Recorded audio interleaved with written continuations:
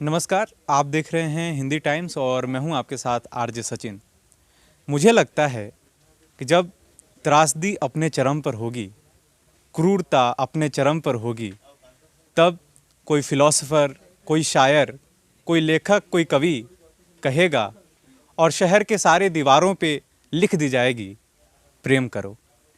और प्रेम को अपनी कविताओं में शामिल करके, कहानियों में शामिल करके हमें प्रेम करना सिखाने वाले हमारे साथ आज हैं गीत चतुर्वेदी सर। बहुत बहुत स्वागत है। बहुत शुक्रिया आपका। सर, प्रेम के बारे में आप लिखते हैं, स्त्रियों के बारे में आपका खूब जिक्र होता है आपकी कहानियों में, कविताओं में, नॉवेल्स में। प्रेम करना क्यों ज़रूरी है?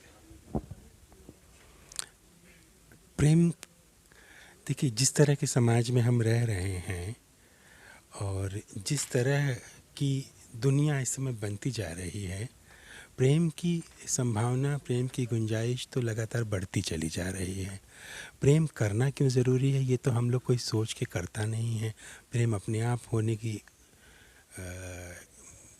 का भाव है, और चूँकि मनुष्य है तो वो बिना प्रेम के रह भी नहीं सकता है।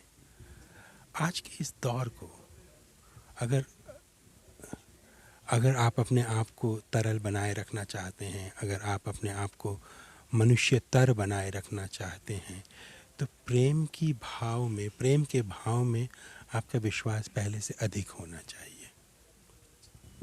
स्त्रियों का जिक्र बहुत आता है। आपकी एक कविता का एक अंश है कि प्रेम में पड़ी स्त्री का चेहरा बुद्ध की तरह हो जाता है। इसको एक्सप्लेन करेंगे ज़रा, किस तरीके से प्रेम हमें बौद्धिक रूप से कितना असर करता है, हमारे ऊपर, हमारे बिहेवियर में, हमारे ज़िंदगी में कितना असर करता है प्रेम? मेरी नज़र में जो बुद्ध हैं वो प्रेम की सबसे बड़ी मूर्ति हैं। इतिहास में प्रेम का, और हर तरह का प्रेम, केवल एक स्त्री पुरुष का ही प्रेम नहीं, बल्कि मनुष्य का मनुष्य से प्रेम, मनुष्य का जीवों से प्रेम, मनुष्य का सृष्टि से प्रेम, हर तरह के प्रेम की सबसे बड़ी मूर्ति बुद्ध हैं। तो जब हम प्रेम के बारे में सोचते हैं तो अपने आप बुद्ध के बारे में सोचने लगते हैं। ये मेरी एक निजी अनुभूति भी है, वो कहीं ना कहीं इस कविता में व्यक्त होती हैं। सर, भोपाल में रहते हैं आप। भोपाल वालों के लिए ये बहुत अच्छी बात है कि आप जैसे, जो कि भारत के सर्वश्रेष्ठ वर्तमान में कवियों में से एक हैं, आप गीत चतुर्वेदी जी, बम्बई से भोपाल आने की बात आप कहते हैं। और एक जगह मैंने सुना था, आपने कहा था कि पानी पानी को पहचानता है। बम्बई की समुद्र ने भोपाल की झीलों से दोस्ती कैसे की? ये सब तो, ये जो यात्रा हुई है, ये मुख्य रूप से तो वो रोज़गार की तलाश और रोज़गार के कारण हुई थी। जब रोज़गार की तलाश में मैंने मुंबई छोड़ा था और उत्तर भारत की तरफ, मध्य भारत की तरफ आना हुआ था, फिर मैंने एक अखबार ज्वाइन किया, फिर उसमें बहुत सारी जगहों पर मेरे तबादले हुए।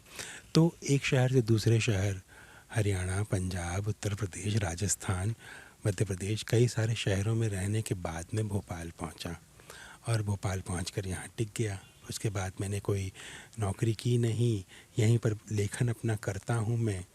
तो भोपाल तो मैं संजोग से पहुंचा था, लेकिन ये ज़रूर कहता हूँ मैं कि जैसे पानी पानी को पहचानता है, जिसका आपने ज़िक्र किया, तो भोपाल पानी का शहर है, मुंबई पानी का शहर है।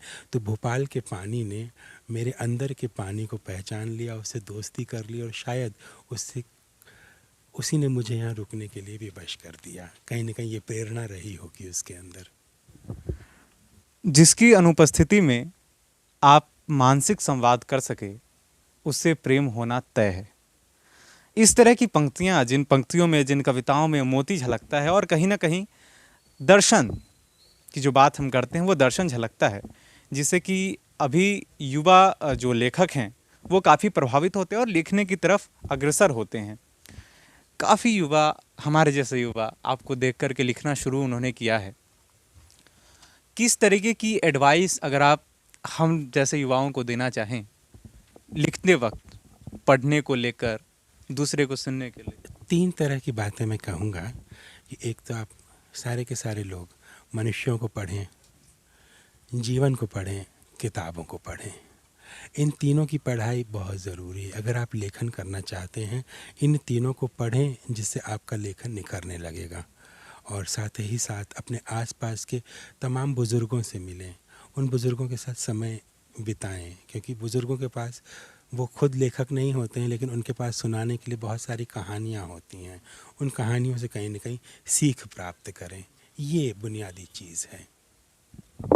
अ, आपने अभी जो जश्न अल्फाज का जो बैठक हुआ, गुफ्तार, उसमें किताबों की जिक्र आपने की। नए पाठकों को या फिर पाठकों को अगर आप कुछ किताबों का नाम बताएं कि ये किताबें पढ़ा जाना चाहिए, वो कौन सी किताबें हैं? चार।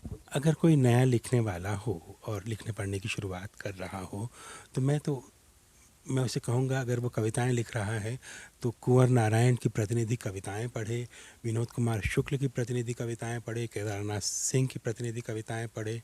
इन कवियों की कविताओं से उसे एक नई अंतर्दृष्टि प्राप्त होगी और प्रेरणा प्राप्त होगी और आगे लिखने की और आगे पढ़ने की।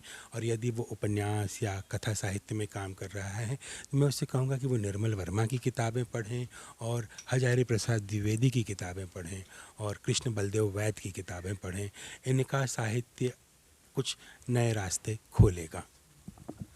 सिम सिम नया उपन्यास है गी चतुर्वेदी सर का। मेरे ख्याल से जनवरी 2022 में ये उपन्यास 23 माफ़ कीजिएगा, जनवरी 2023 में ये उपन्यास आया है। और इसके पीछे की कहानी बहुत अच्छी कहानी पहले भी बता चुके हैं सर, किस तरीके से कविता से कहानी बना, कहानी से उपन्यास। और एक जगह वे किताब में जिक्र करते हैं शुरुआत में ही, जो कि बहुत अच्छी बात मुझे लगी इसमें। वे लिखते हैं कि कहानियाँ कभी पूरी नहीं होती, वे एक जगह जाकर ठिठकती हैं फिर मुड़ जाती हैं। तो कहानियों का दौर चलता रहता है, कहानियाँ कभी पूरी नहीं होती। इसी से आपने एक दर्शन का भी जिक्र किया था, एक किस्सा आपने बताया था कि किस तरीके से एक दार्शनिक हैं जिन्होंने लिखा कि हम दोबारा किसी नदी में दोबारा पैर नहीं रखते हैं। सारी कहानियों से गुजरते हुए जब हम इस उपन्यास पर आते हैं तो किस तरीके से एक उपन्यास को लिखने का, एक कहानी से उपन्यास को लिखने का हमारे अंदर वो आता है कि इस कहानी को उपन्यास में लिख करके लोगों तक पहुंचाया जाना चाहिए। क्योंकि कविताएं मेरे ख्याल से शायद छोटी पड़ जाती है, तब हम कहानी की तरफ रुख करते हैं। बहुत सारी चीज़ें ऐसी होती हैं हमारे जीवन में, हमारे मानस में, हमारे लोक में, जिन्हें हम कविताओं में नहीं कह पाते हैं, और उन्हें कहने के लिए कहानी की ज़रूरत पड़ती है या उन्हें कहने के लिए उपन्यास की ज़रूरत पड़ती है। तो एक ऐसा विस्तृत फलक होता है, जीवन के कई सारे पहलू ऐसे होते हैं जो नहीं समा पाते हैं कविताओं में। उन पहलुओं की अधिकता जब मेरे भीतर हुई, मुझे लगा कि उपन्यास में इन बातों को कहा जाना चाहिए। और वैसे भी उपन्यास दरअसल ज़िंदगी पर डाला गया एक प्रकाश का ऐसा वृत्त है जिसमें बहुत सारी चीज़ें दिखाई पड़ जाती हैं। यानी कविता या कहानी को अगर हम ये कहें कि हम माचिस की तीली की रोशनी में जीवन को देख रहे हैं, तो वो कविता का क्षण हो सकता है। लेकिन उपन्यास के लिए हमें बहुत सारा प्रकाश, बहुत बड़ा प्रकाश जीवन के ऊपर डालना पड़ता है। तो वो प्रकाश लाना, उस प्रकाश से परिचित होना और उस प्रकाश का प्रयोग कर सकना अपने लेखन में, ये सबसे बड़ी चुनौती की बात होती है। सर वक्त की कमी है, इसी बीच अंतिम सवाल आपसे होगा। वर्तमान स्थिति को, परिस्थिति को देखते हुए एक कवि की दृष्टि से आप किस तरीके से आज की राजनीतिक कटुता को, समाज में बढ़ रही कटुता को देखते हैं? और इसी से संबंधित एक दूसरा सवाल है कि अब चूँकि सोशल मीडिया जो है एक सशक्त माध्यम हो गया है अपनी बात किसी भी मुद्दे पर रखने की, तो एक कवि, एक लेखक को उस माध्यम का उपयोग करना चाहिए उन सभी मुद्दों पर अपनी बात कहने के लिए, या फिर एक कवि या लेखक को अपनी कहानी या कविताओं तक ही रहना चाहिए?